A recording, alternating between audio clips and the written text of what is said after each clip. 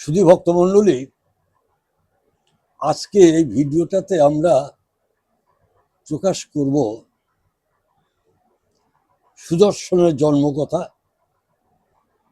এবং এই সুদর্শন চক্র নারায়ণ কেমন ভাবে পেলেন। মন দিয়ে আস্বাদন করুন।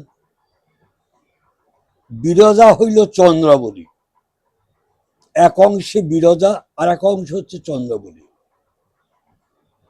বিরজা অবনীতে এসে হইল কলিঙ্গ নন্দিনী। অভিশাপটা কার? শ্রীমতী রাধারানী। এটা আপনারা অনেকেই জানেন যে বিরজার কুঞ্জে গোবিন্দ গিয়েছিলেন, দাঁড়িয়ে শ্রীরাম সেই সময় অভিশাপ দিয়েছিলেন। তারপরের থেকে কাহিনী, অভিশাপ যখন দিলেন শ্রীমতী রাধা, তখন বিরজা রমাপতির কাছে করজোড়ে নিবেদন করেছিলেন, ও হে কৃপা সিন্ধু, স্বকীয়া ভাবে আমি তোমাকে চাই।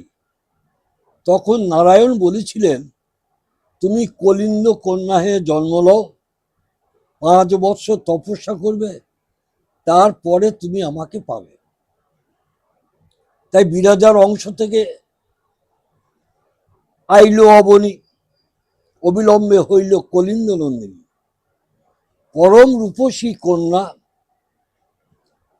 জন্মবতী হইল জিতেন্দ্রীয় মোহন।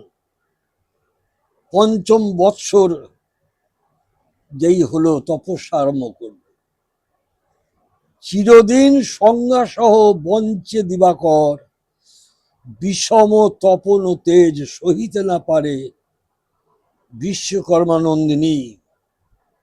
অর্থাৎ সূর্যের যে এত তেজ, সেই তেজে বিশ্বকর্মার মেয়ে সহ্য করতে না পারার ফলে দিন দিন কৃশ হয়ে যাচ্ছে। তাই বাধ্য হয়ে সূর্যের কাছ থেকে তিনি পালিয়ে আসলেন পিতা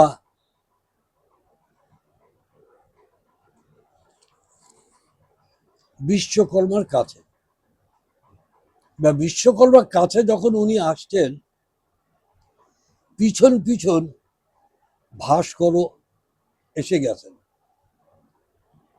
ভাস্কর যখন এসেছে, তখন বিশ্বকর্মা বলছে, তোমার তেজ একটু কমাও, দেখো আমার কন্যার কি পরিস্থিতি।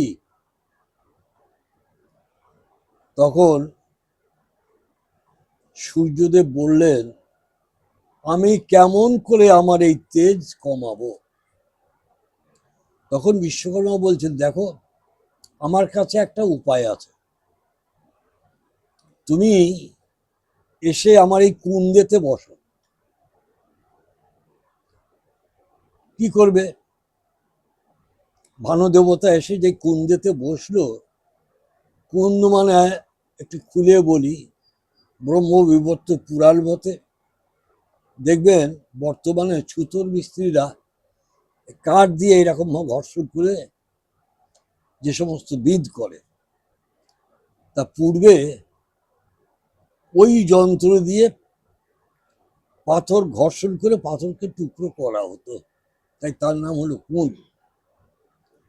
সেই কুঁদে যখন বসলেন আর দড়ি ধরে যখন টান দিলেন, সঙ্গে সঙ্গে 12খানা খণ্ড হয়ে গেল। সেই 12খানা খণ্ড যখন হলো, 12খানা খণ্ড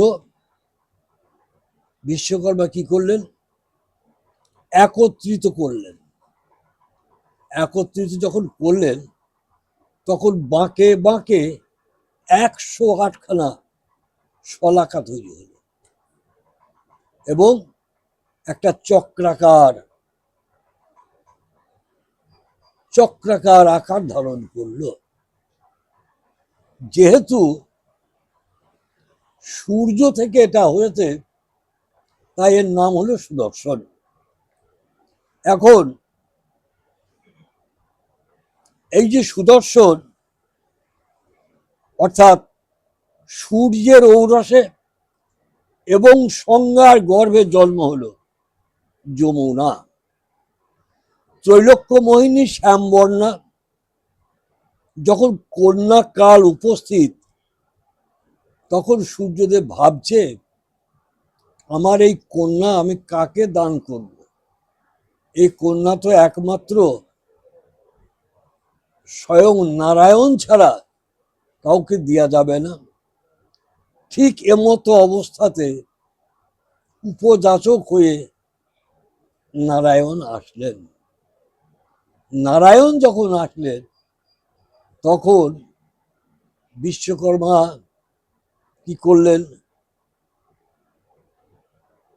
তখন একটু ভুল হলো, নারায়ণ যখন আসলেন তখন সূর্যদেব তার কন্যা নারায়ণকে দান করলেন এবং যৌতুকের জন্য সুদর্শন চক্রটিও নারায়ণকে দান করলেন। তাহলে সুদর্শন চক্র নারায়ণ পেলেন। আমরা জানতে পারলাম এই সুদর্শন চক্রের বর্তমান মালিক হলেন নারায়ণ। নিতাই গৌর হরি। যদি এই ভিডিওটি ভালো লাগে কৃপা করে লাইক করবেন, বেল আইকনে গিয়ে একটা টাচ করে সাবস্ক্রাইব করে আমাকে উৎসাহিত করবেন। নিতাই গৌর হরি বল।